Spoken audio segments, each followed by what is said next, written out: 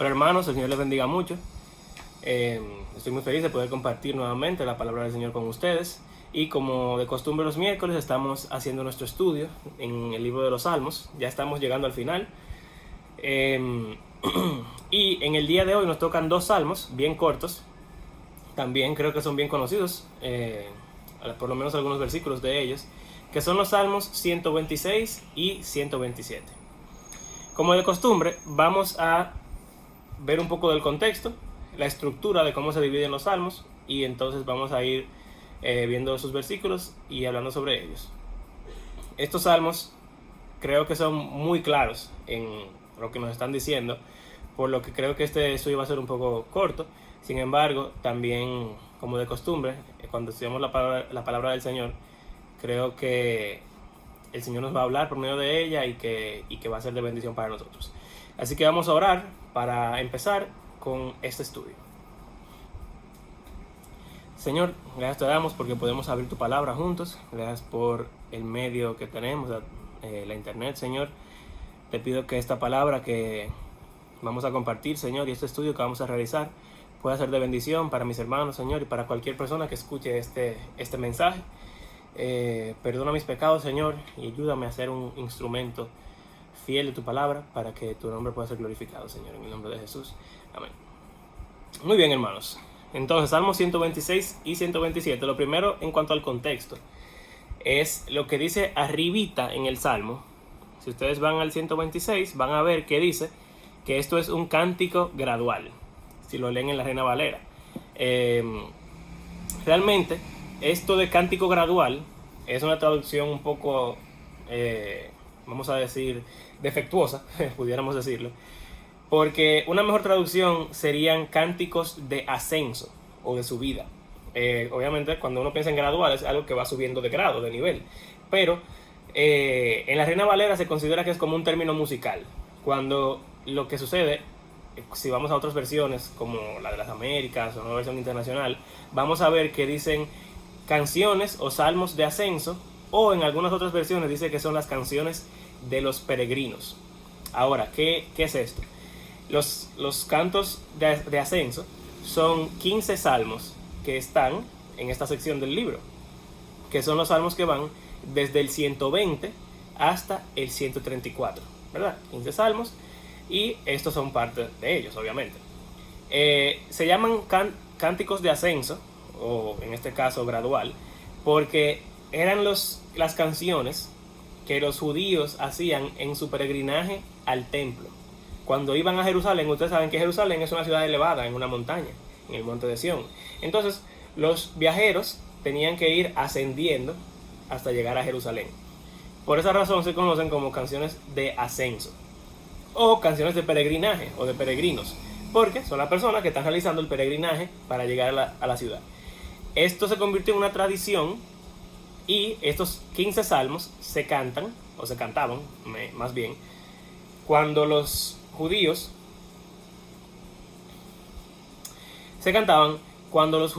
iban a celebrar las tres festividades que también se conocían como las festividades de los peregrinajes.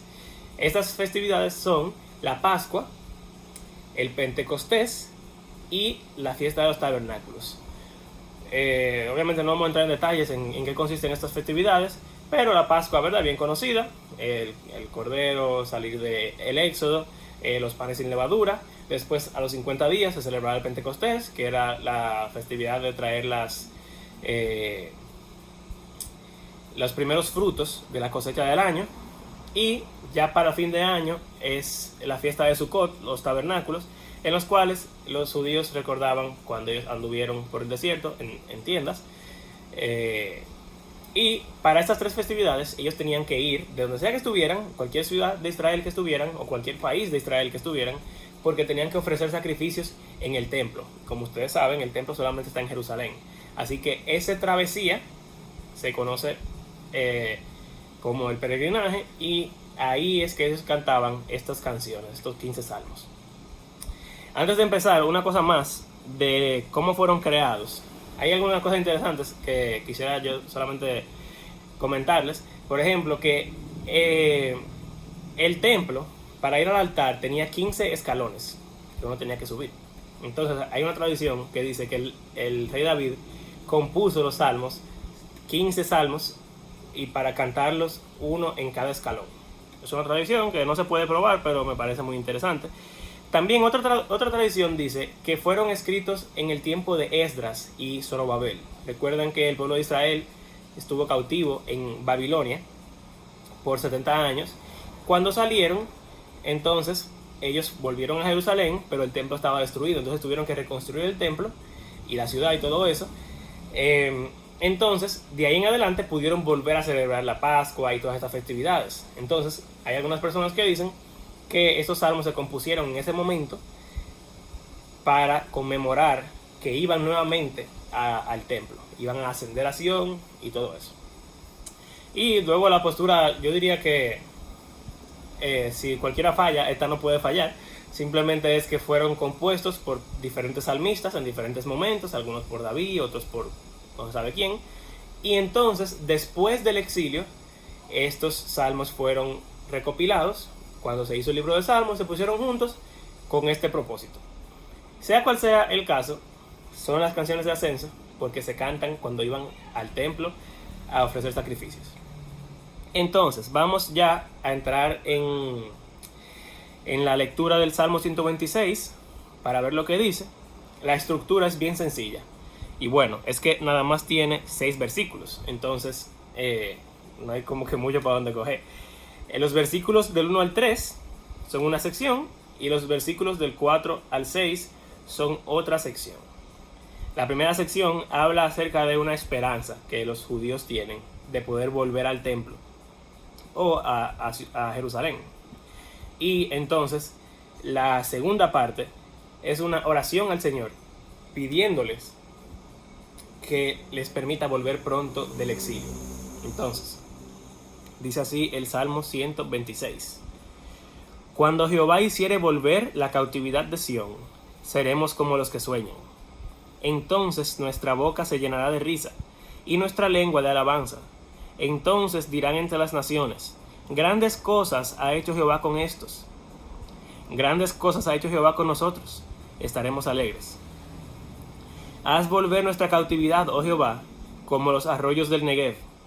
Los que sembraron con lágrimas, con regocijo se harán. Irán dando y llorando el que lleva la preciosa semilla, mas volverá a venir con regocijo, trayendo sus gavillas. Un salmo bien corto, también muy bonito realmente. Entonces, hermanos, ¿qué podemos ver en este primer salmo? Miren que todo se trata de volver a Sión. Y empieza diciendo que cuando el Señor hiciere que ellos vuelvan de la cautividad, entonces ellos van a ser como las personas que sueñan. Va a ser como un sueño hecho realidad. Y ellos van a estar llenos de risa, llenos de alabanza, llenos de alegría. Todo eso. Esto es obvio. Ellos tienen 70 años en el exilio. Cada día están esperando la restauración.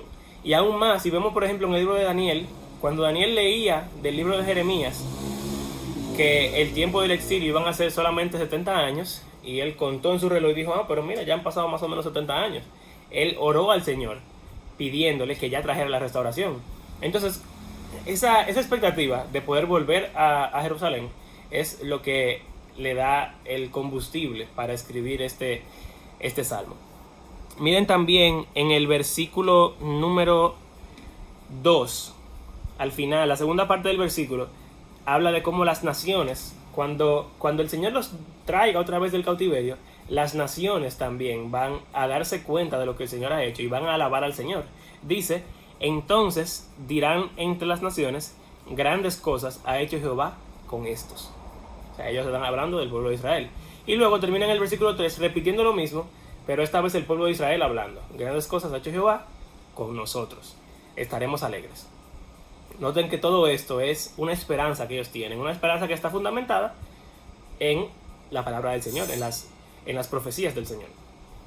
Entonces, vamos en el versículo 4. Ellos le piden al Señor que cumpla su palabra. Haz volver nuestra cautividad, oh Jehová, como los arroyos del Negev. Esta imagen es, ¿saben? Los ríos fluyen y la idea es que haga que ellos vuelvan a fluir a su casa, a su hogar, a su pueblo. Y luego termina con estas imágenes de cosecha.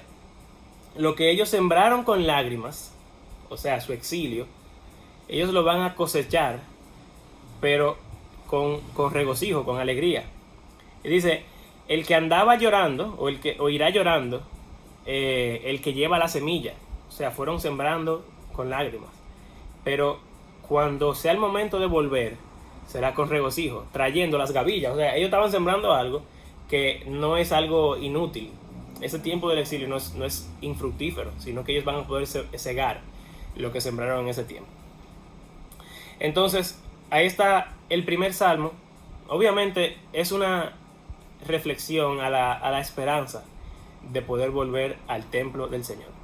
Yo voy a dejar las aplicaciones, las conclusiones de ambos para el final, porque me parece que va a ser mejor así. Así que vamos a seguir de una vez con el 127, y este es aún más famoso todavía. Dice así: si Jehová no edificare la casa, en vano trabajan los que la edifican. Si Jehová no guardare la ciudad, en vano vela la guardia. Por demás es que os levantéis de madrugada y vayáis tarde a reposar, y que comáis pan de dolores, pues que a su amado dará Dios el sueño. He aquí, herencia de Jehová son los hijos, cosa de estima el fruto del vientre. Como saetas en manos del valiente, así son los hijos habidos en la juventud. Bienaventurado el hombre que llenó su aljaba de ellos, no será avergonzado cuando hablare con los enemigos en la puerta. El Salmo tiene dos mitades también, sumamente claras. Están los versículos del 1 al 2, en el cual habla de Dios edificando la casa, y que si no lo edifica él, ¿verdad?, es inútil. O sea, está hablando del templo. Cuando habla de la casa del Señor, el templo de Salomón, probablemente. Y la segunda parte, los versículos 3 al 5, habla acerca de los hijos, la familia, y compara a los hijos con flechas. Algo interesante de los salmos de ascenso, que no mencioné al principio, hermanos, es que tienen una palabra clave que se repite a lo largo del salmo. En el caso del Salmo 126, la palabra es volver y cautividad. Son palabras que en hebreo tienen la misma raíz. Se pronuncia shuv. Y es la misma palabra que se utiliza cuando se dice que se arrepiente una persona, o sea, que vuelve, cambia de parecer. En este caso, el pueblo de Israel debe volver del cautiverio. Y de hecho, cautividad también viene de lo mismo, porque cuando uno, en una guerra, si el pueblo ganador toma para sí el botín de guerra. El botín de guerra incluye al pueblo también, las mujeres, el dinero, el ganado, y ellos hacen que eso vuelva con ellos. Entonces esa palabra, shuv, es como la palabra clave que se repite en este salmo. Ok, pero volviendo al Salmo 127, la palabra clave en este salmo es sumamente interesante, porque es la palabra hijos y la palabra construir o edificar. Cuando vemos en el versículo 1 dice, en vano trabajan los que la edifican. Esa palabra suena muy parecido a la palabra hijos, que es la palabra benim, y la palabra edificar es banim. Entonces es muy parecido. Y eso es un juego de palabras que es sumamente interesante. Vamos a ver en breve por qué lo traigo a colación. Y es que las dos partes del salmo parecerían que no tienen relación una con la otra. En los primeros versículos habla del templo, y en los últimos versículos habla acerca de los hijos y de como la familia en general.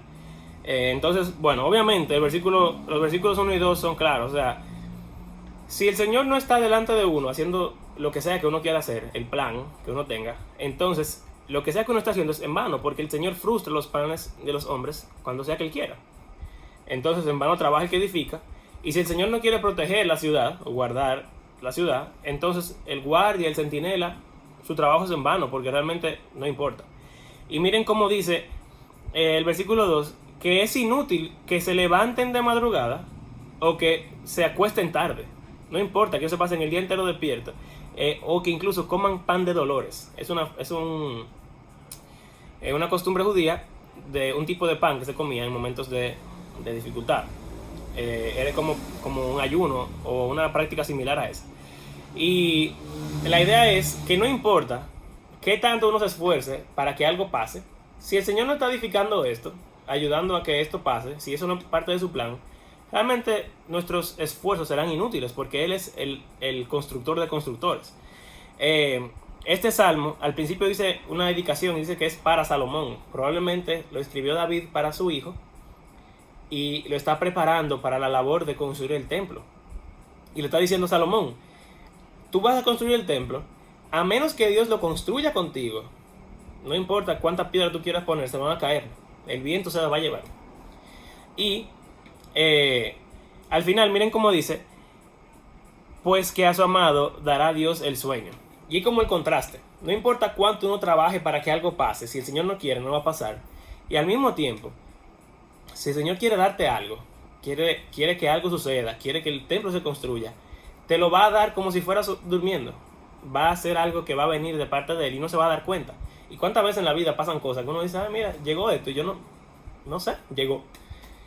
Y es como si el Señor no nos hubiera dado mientras estuviéramos durmiendo.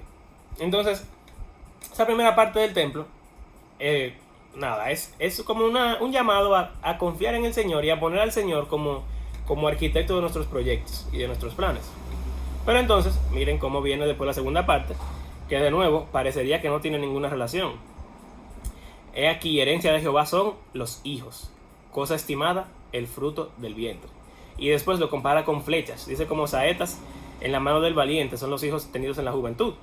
Y entonces sigue comparando. Son interesantes las metáforas judías, porque entonces si los hijos son flechas, la familia es como la aljaba, es donde uno guarda las flechas.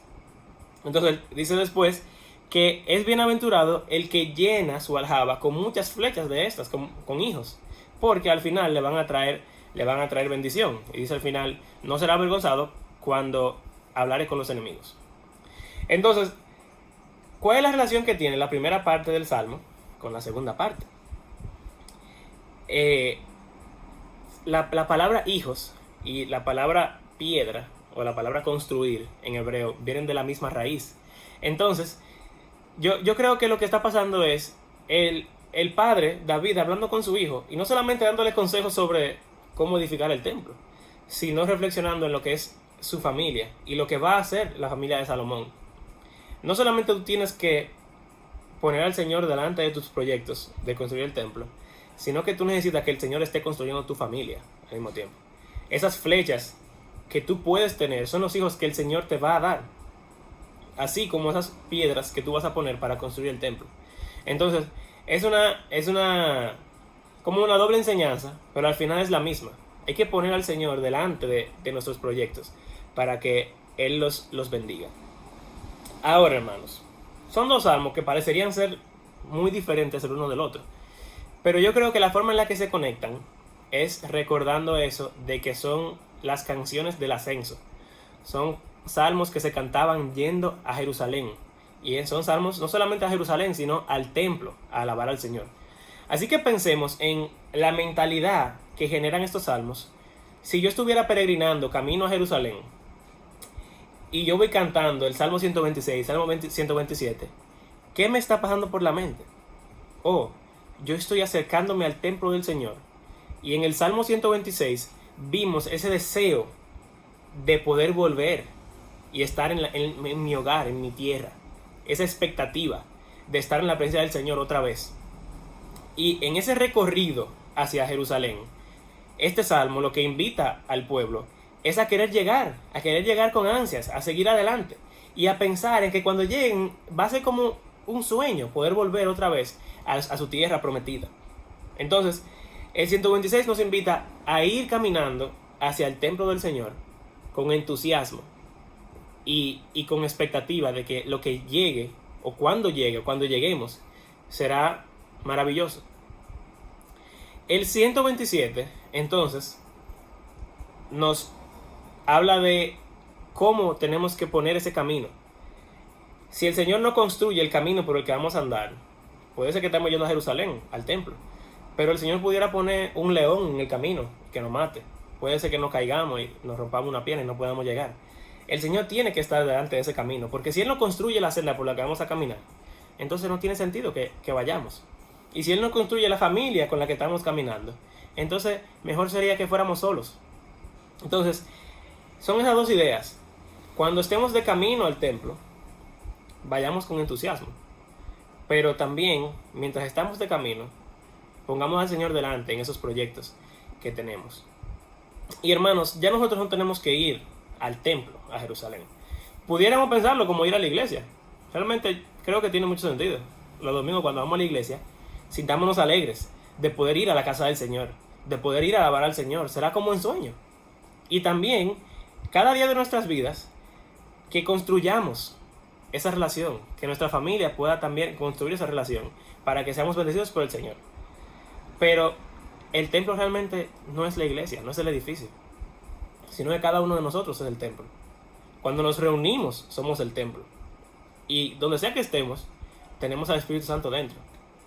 Entonces nuestra vida, como dice el apóstol Pedro en 2 de Pedro 2:5, por ejemplo, nosotros somos las piedras santas con las cuales el Señor está construyendo su templo. Y no solamente eso, sino que somos peregrinos y extranjeros, que estamos caminando, como dice en Hebreos, buscando la ciudad celestial. Entonces, en nuestra vida es como una canción de ascenso.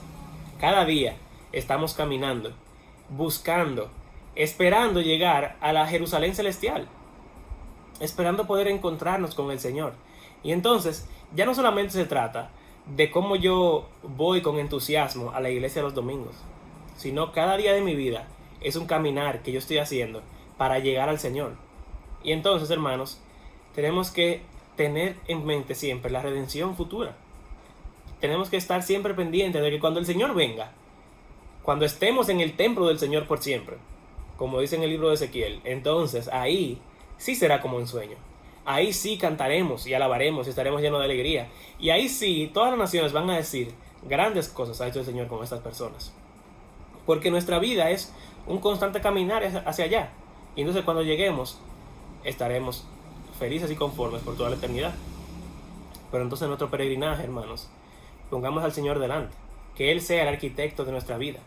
Que nuestra vida no sea basada en las cosas terrenales, en nuestros proyectos a corto plazo aquí, sino que cada cosa que hagamos, nuestra familia, nuestros hijos, nuestros amigos, nuestros trabajos, todo, sea el Señor que esté construyendo cada paso de nuestra vida. Que antes de poner un blog, pensemos: este es el blog que el Señor quiere que yo ponga, porque si no, mejor vamos a botarlo.